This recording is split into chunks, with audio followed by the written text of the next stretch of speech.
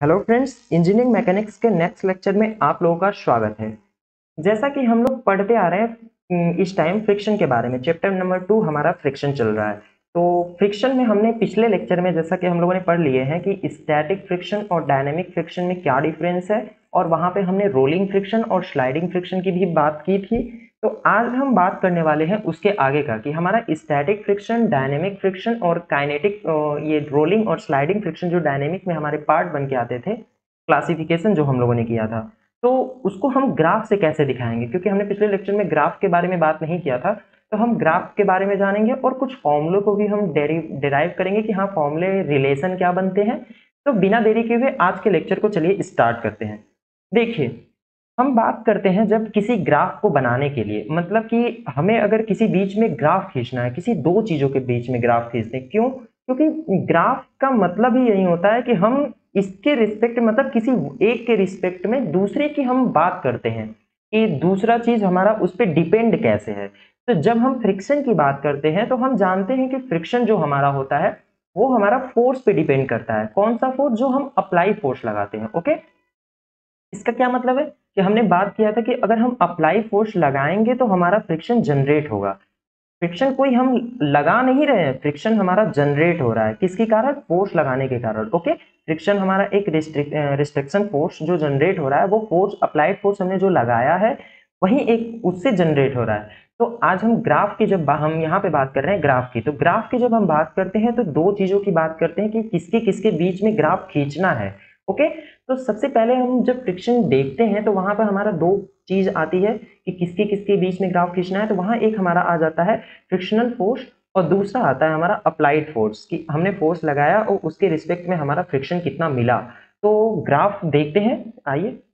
देखिए, जब हम ग्राफ की बात करते हैं तो हम कह सकते हैं कि हमारा एक फ्रिक्शन फोर्स और एक हमारा फ्रिक्शन फोर्स होगा।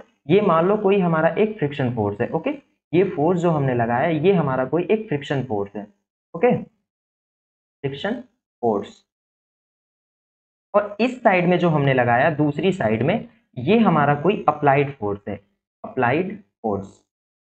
देखिए, हमने ग्राफ क्यों बनाए इन दोनों के बीच में? क्या हम किसी और चीज के बीच में ग्राफ नहीं बना सकते थे? ग्राफ किसी और चीज का मीन्स कि क्या हमारा जो फ्रिक्शन जनरेट हो रहा था बॉडी और सरफेस प्लेन के बीच में, तो क्या हम प्लेन को नहीं लेके ग्राफ बना सकते? नहीं। क्यों? क्योंकि हमने यही पढ़ा है कि फ्रिक्शन, अप्लाइड फोर्स जब लगाएंगे तभी फ्रिक्शन जनरेट होगा ना।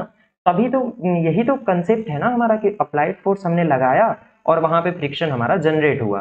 तो हम फ्रिक्शन फोर्स और अप्लाइड फोर्स के बीच में ग्राफ को ड्रॉ करते हैं। तो यहाँ पे हमारे तीन आए थे फ्रिक्शन। कौन से? पहला था हमारा स्टैटिक फ्रिक्शन, दूसरा था हमारा लिमिटिंग फ्रिक्शन, और तीसरा था हमारा डायनेमिक या काइनेटिक फ्रिक्शन। ओके, तो देखिए, अगर हम ग्राफ की बात करते हैं यहाँ पे, तो हमारा एक ग्राफ शो होके आता है फ्रिक्शन में। देखिए, हम इस ग्राफ को जब खींचते हैं तो हम इस पॉइंट से खींचते हैं, क्योंकि यही हमारा पॉइंट है जहां अप्लाइड फोर्स हमारा जीरो से स्टार्ट होता है। एक ओरिजिन पॉइंट हम लेते हैं, यहां से हम ग्राफ को खींचते हैं। तो ये ग्राफ कुछ हमारा ऐसे जाके, और उसके बाद कुछ ग्राफ हमारा ऐसे बनता है। ओके, ये स्ट्रेट लाइन फिर उसके बाद आ जाता है। ठीक है, ये स्ट्रेट लाइन है हमारी। तो देखिए, इसका मतलब क्या है, ये शो क्या कर रहा है हमें? देखिए, जब हम फ्रिक्शन की बात किए थे तो सबसे पहला फ्रिक्शन हमारा यहाँ पे आया था, एक था जो हमारा स्टैटिक फ्रिक्शन। कौन सा फ्रिक्शन था हमारा? एक static friction. Okay, static friction. और दूसरे फ्रिक्शन की हमने बात की थी, वो हमारा था डायनेमिक या काइनेटिक फ्रिक्शन। डायनेमिक और kinetic, kinetic friction, sorry, kinetic friction. Okay, और तीसरा हमारा फ्रिक्शन एक आया था लिमिटिंग फ्रिक्शन। ये लिमिटिंग फ्रिक्शन क्या है? हमने बात की थी, हमने बात किया था वहां पे लिमिटिंग फ्रिक्शन की, कि जब बॉडी हमारी रेस्ट में हो और चलने ही वाली हो, जैसे कि रेस्ट में बॉडी है कोई और चलने ही वाली हो, स्टार्ट ही होने वाली हो, उससे पहले तक जो फ्रिक्शन हमारा लगता है वही फ्रिक्शन हमारा लिमिटिंग फ्रिक्शन कहलाता है। ओके, तो यही हमारा लिमिटिंग फ्रिक्शन होता है। और स्टैटिक फ्रिक्शन हमारा होता है बॉडी रेस्ट में होती है तब हमारा जो फ्रिक्शन लगता है। डायनेमिक में हमारी बॉडी मोशन में होती है तब जो फ्रिक्शन लगता है वो होता है। और ये ready to move, ready to move. तो देखिए, अगर हम इस ग्राफ की बात करते हैं तो हमारा ये ग्राफ शो कर रहा है कि स्टैटिक फ्रिक्शन, डायनेमिक फ्रिक्शन और लिमिटिंग फ्रिक्शन कहाँ कहाँ पर आएगा। ओके, देखिए, मान लीजिए हमने कोई फोर्स, ये पी फोर्स जो हमारा लग रहा है, अब मैं हमने कोई पी फोर्स नहीं लगा, हमारा पी फोर्स जो है जीरो है, ओके, अप्लाइड फोर्स जो हमने लगाया जीरो है, तो क्या वहां पे फ्रिक्शन हमारा जनरेट होगा? सोचने वाली बात है। हमने इस कॉन्सेप्ट के बारे में भी जानने की कोशिश की थी कि क्या फ्रिक्शन हमारा तभी लगेगा जब बॉडी मोशन में होगी।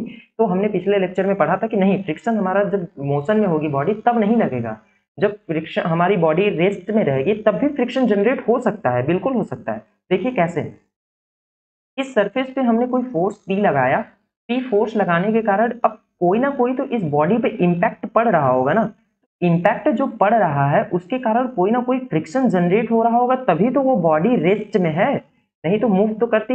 अब उतना फोर्स उसको नहीं मिल रहा है मोशन करने के लिए, मीन्स कि वो बॉडी मोशन नहीं कर पा रही है उतने पी फोर्स से। मान लीजिए कि हमने कोई 10 न्यूटन का फोर्स लगाया, इस 10 न्यूटन के कारण हमारी बॉडी मोशन में नहीं हुए, तो बॉडी मोशन में नहीं है तो इसका मतलब कि कुछ ना कुछ तो उसे रोका होगा, तभी तो बॉडी मोशन नहीं कर रही है। तो उसी फ्रिक्शन को तो हमने स्टैटिक फ्रिक्शन बोला था।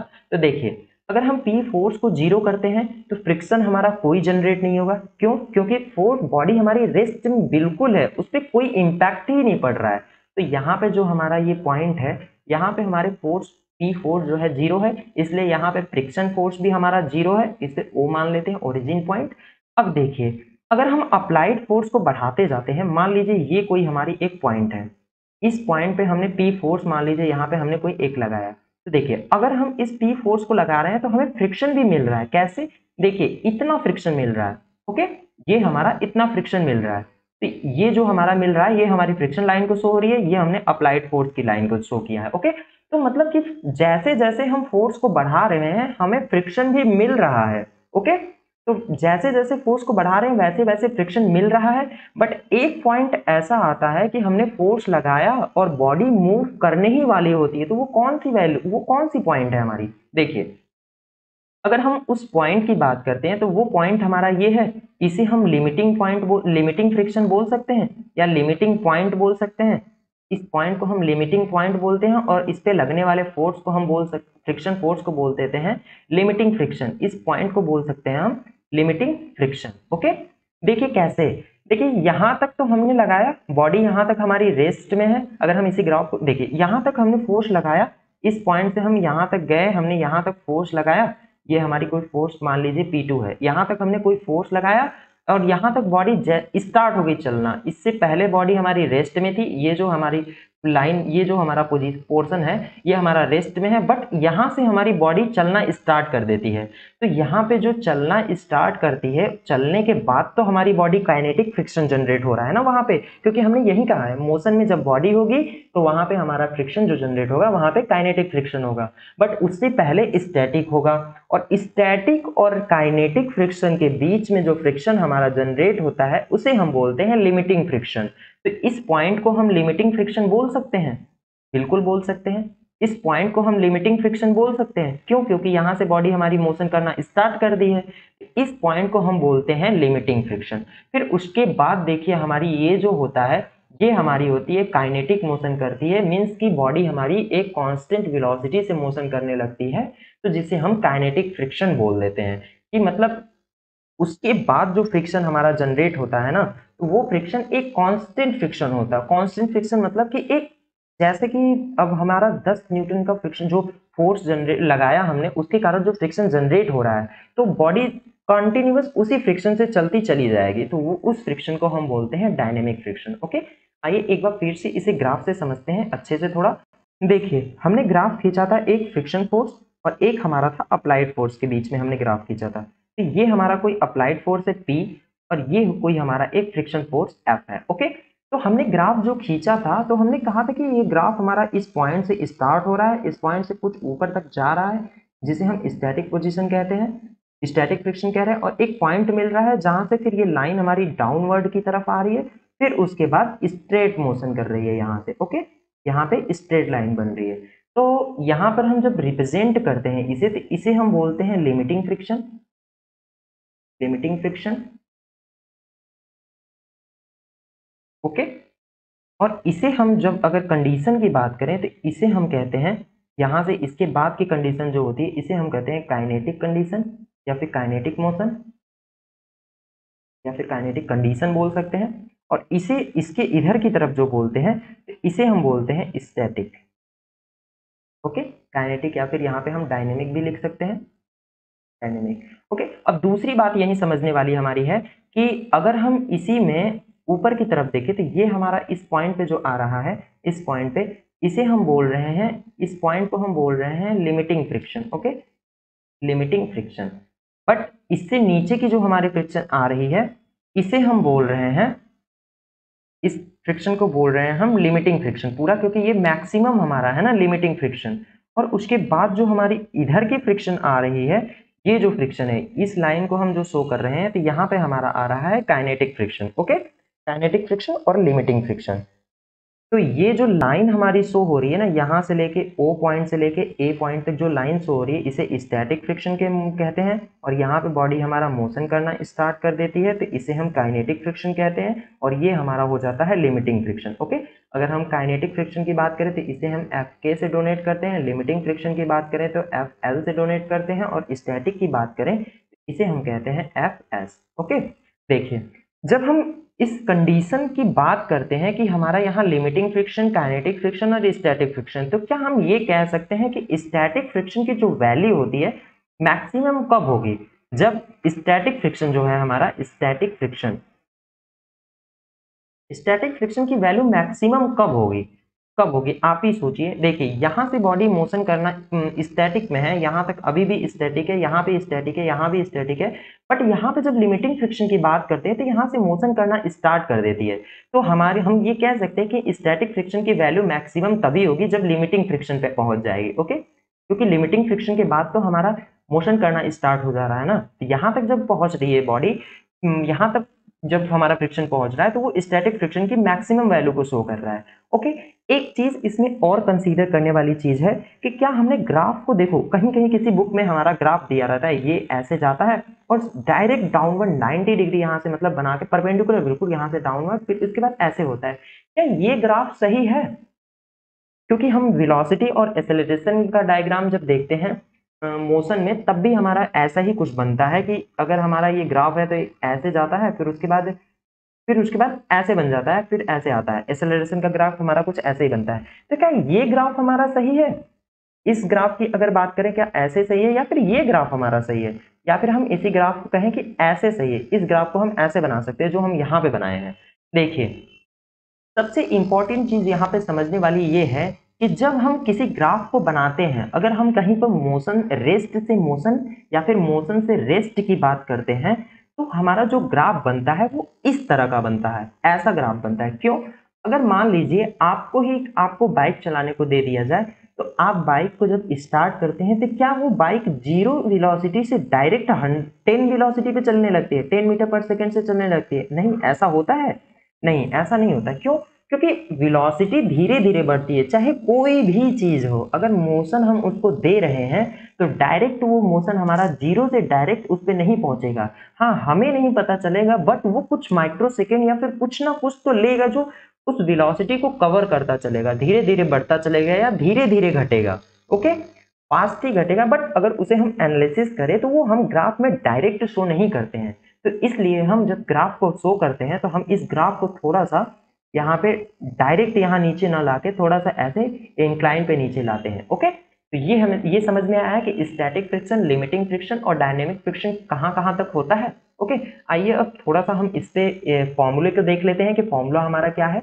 देखिए इसमें एक हमारा आता है नॉर्मल रिएक्शन की बात करते हैं। अब छोटे छोटे टर्म्स को हम देख लेते हैं क्या क्या है हमारा टर्म। एक हमारा इसमें आता है नॉर्मल रिएक्शन। ये हमारा नॉर्मल रिएक्शन क्या है? देखिए हमने बात किया था यहाँ पे, अगर फ्री बॉडी डायग्राम अगर आपको याद हो तो हम वहां पे पढ़े थे कि हमारा एक अगर कोई बॉडी है उसका वेट हमारा डाउनवर्ड की तरफ लगता है। जैसे देखिए एग्जांपल से समझते हैं, ये कोई हमारा एक प्लेन है, इस प्लेन पे हमने कोई एक बॉडी रख दी। ओके, इस प्लेन पे हमने कोई ये एक ब्लॉक रखा। अब क्या कह रहे हैं कि हमने एक इस पे फोर्स लगाया, हमने ये पी फोर्स कोई इस पे लगाया, इसके कारण हमारा एक फ्रिक्शन जनरेट हो रहा है, जिसकी हम बात किए थे कि यहाँ पर फ्रिक्शन हमारा एक एफ जनरेट होगा। बट इसका एक ब्लॉक जो है, ये ब्लॉक जो है, इस ब्लॉक का एक कोई ना कोई वेट होगा अपना। जो ब्लॉक का वेट होगा वो डाउनवर्ड लगता है। ये भी हमने बात किया था कि डाउनवर्ड क्यों लगता है, क्योंकि सेंट्रीफ्यूगल फोर्स जो हमारा होता है, सेंटर ऑफ ग्रेविटी अगर हम कह सके तो सेंटर ऑफ ग्रेविटी जो होता है वो डाउनवर्ड की तरफ आता है, उस कारण हमारा वेट जो है डाउन की तरफ लगता है। बट इसी को इक्विलिब्रियम में रखने के लिए अब ये प्लेन भी तो हमारी इस ब्लॉक पे कोई ना कोई एक रिएक्शन फोर्स जनरेट करती है, लगाती है, तो वो रिएक्शन फोर्स को ही हम बोलते हैं आर। तो हम यहाँ पे आर बोलते हैं उस रिएक्शन फोर्स को, तो यही रिएक्शन फोर्स ही हमारा यहाँ पे फ्रिक्शन का नॉर्मल रिएक्शन कहलाता है। ओके, अगर यही ब्लॉक हमारा इंक्लाइंड होता है, मान लीजिए कि ये कोई, अब फ्रिक्शन में ऐसे क्वेश्चन करने को मिलेंगे काफी कि किसी इंक्लाइंड प्लेन पे हम अगर किसी ब्लॉक को रखते हैं, इस इंक्लाइंड प्लेन पे मान लो ये कोई अल्फा है, इस अल्फा की बात भी हम आगे करेंगे, तो नेक्स्ट लेक्चर में बात करेंगे कि इस अल्फा, ये अल्फा क्या है। तो देखिए, अगर इस इंक्लाइंड प्लेन पे भी अगर हम इस ब्लॉक को रखते हैं, तो इस ब्लॉक को रखते हैं तो इसका हमने कहा था कि वेट जो है हमारा बिल्कुल डाउनवर्ड में लगेगा, डब्ल्यू। कोई पी फोर्स हमारा अप्लाई किया था, अप्लाइड पी फोर्स है, इसके कारण अपोजिट साइड में एक फ्रिक्शनल फोर्स जनरेट होगा एफ। और अगर इस रिएक्शन की बात करें तो ये रिएक्शन बिल्कुल प्लेन के परपेंडिकुलर लगता है। कैसे? प्लेन के बिल्कुल परपेंडिकुलर 90 डिग्री पे लगता है ऊपर की तरफ। तो ये जो हमारा लगेगा, ऐसे नॉर्मल रिएक्शन यहाँ पे हो जाएगा। यहाँ पे हमारा नॉर्मल रिएक्शन ऐसे है, क्यों? क्योंकि ये हमारा प्लेन है, इस प्लेन के बिल्कुल परपेंडिकुलर लगा है, तो नॉर्मल रिएक्शन यहाँ पे हमारा ये है। और यहाँ पे अगर हम नॉर्मल रिएक्शन की बात करें तो ये देखिए, इसके परपेंडिकुलर लगाएंगे तो ये हमारा नॉर्मल रिएक्शन होगा। तो मीन्स कि नॉर्मल रिएक्शन है क्या? नॉर्मल रिएक्शन एक प्रकार का फोर्स है जो वेट के अपोजिट साइड में लगता है। मीन्स कि वेट के अपोजिट साइड जो प्लेन के बिल्कुल परपेंडिकुलर लगता है, उसे हम बोलते हैं normal reaction. Okay, which is taken at active perpendicular to the plane। Okay, normal reaction ये होता है, ये कोई वैल्यू वगैरह नहीं है। अगर हम इसे सॉल्व करते हैं तो ये हमारा अल्फा हो जाता है। इस अल्फा को अगर हम सॉल्व करते हैं तो दो कंपोनेंट हमारे बनते हैं, एक आता है डब्ल्यू कॉस अल्फा और ये आ जाता है डब्ल्यू साइन अल्फा। ओके, तो इसे हम सॉल्व करते हैं तो ये हमारा डाउनवर्ड की तरफ लगता है, तो एन इक्वल हमारा आ जाता है डब्ल्यू कॉस अल्फा और इधर ही यही पी इक्वल आ जाता है F plus W sine alpha. तो इसे हम निकाल के सॉल्व कर लेते हैं। नॉर्मल रिएक्शन और अप्लाइड फोर्स के बीच में हमारा एक रिलेशन बनता है, फ्रिक्शन फोर्स के बीच में हमारा एक रिलेशन बनता है। आइए उसे देखते हैं क्या होता है। देखिए, हमने कहा था कि किसी बॉडी पे, हमने कहा था कि ये कोई हमारी एक बॉडी है, इस बॉडी पे हमने कोई फोर्स जनरेट लगाया, पी अप्लाइड फोर्स लगाया। इस पी अप्लाइड फोर्स के कारण हमारा कोई फ्रिक्शन जनरेट हुआ एफ और कोई डाउनवर्ड वेट हुआ इसका, और इसके अपोजिट साइड में कोई नॉर्मल रिएक्शन आर हुआ। ओके, नॉर्मल रिएक्शन की बात की है, वेट हो गया, ये फ्रिक्शन अप्लाइड फोर्स हो गया और ये हमारा फ्रिक्शन हो गया। देखिए, तो हम यहाँ पे एक चीज, हम इस डायग्राम को देख के हम एक चीज कहते हैं कि फ्रिक्शन फोर्स हमारा जो होता है, फ्रिक्शन जो होता है हमारा एफ, वो प्रोपोर्शनल होता है, डायरेक्टली प्रोपोर्शनल होता है इस नॉर्मल रिएक्शन के। ये क्या चीज है? नॉर्मल रिएक्शन के प्रोपोर्शनल कैसे हो गया? देखिए, नॉर्मल रिएक्शन आर के प्रोपोर्शनल होता है, तो अगर हम इस प्रोपोर्शनल साइन को हटाते हैं तो हमारा आता है एफ इक्वल म्यू आर। अब ये म्यू क्या है? देखिए, सबसे बड़ी चीज है यहाँ पे, म्यू एक रोल, पूरा रोल प्ले करता है यहाँ पे कि म्यू हमारा है क्या। तो देखिए, इस म्यू को ही हम बोलते हैं, म्यू को ही बोलते हैं हम coefficient of friction, coefficient of friction.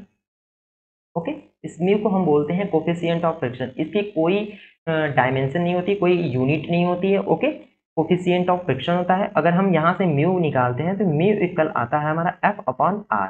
Okay, ये हमारा सबसे इंपॉर्टेंट, पूरे फॉर्मूले में, पूरे फ्रिक्शन में हमारा केवल एक यही फॉर्मूला यूज होने वाला है, mu equal F upon R, जहां पर हमारा एफ क्या है? एफ हमारा है फ्रिक्शन फोर्स, एफ हमारा क्या है? Friction force. और उसके बाद हमारा आर क्या है? आर है हमारा नॉर्मल रिएक्शन, नॉर्मल रिएक्शन। तो उसके बाद म्यू हमारा क्या है? म्यू है हमारा coefficient of friction, coefficient of friction मतलब घर्षण गुणांक। ओके, तो इन सभी चीज, यही तीन टर्म्स जो है हमारे पूरे फ्रिक्शन में यूज होने वाले हैं। इन तीन म्यू की वैल्यू अलग अलग मटेरियल के लिए यूज होती है। तो नेक्स्ट लेक्चर में हम बात करेंगे कि कोफिशिएंट ऑफ फ्रिक्शन हमारा क्या होता है, कोफिशिएंट ऑफ फ्रिक्शन कहाँ से आया है, कैसे निकालते हैं हम, उसके बारे में भी बात करेंगे। फिर उसके बाद एक हमारा आता है एंगल ऑफ फ्रिक्शन, उसकी बात करेंगे, और एक हमारा कोन ऑफ फ्रिक्शन की बात करेंगे। तो नेक्स्ट लेक्चर में हम इन सभी चीजों की बात करेंगे। तो आज के लेक्चर में हमने काफी अच्छे से फ्रिक्शन के थोड़े से और टर्म्स को समझ लिए हैं। तो आज के लेक्चर के लिए बस इतना ही। अगर वीडियो अच्छी लगी हो तो प्लीज़ हमारे साथ बने रहें और चैनल को सब्सक्राइब करें और हमारे वीडियो को शेयर करते रहें। Okay, thank you.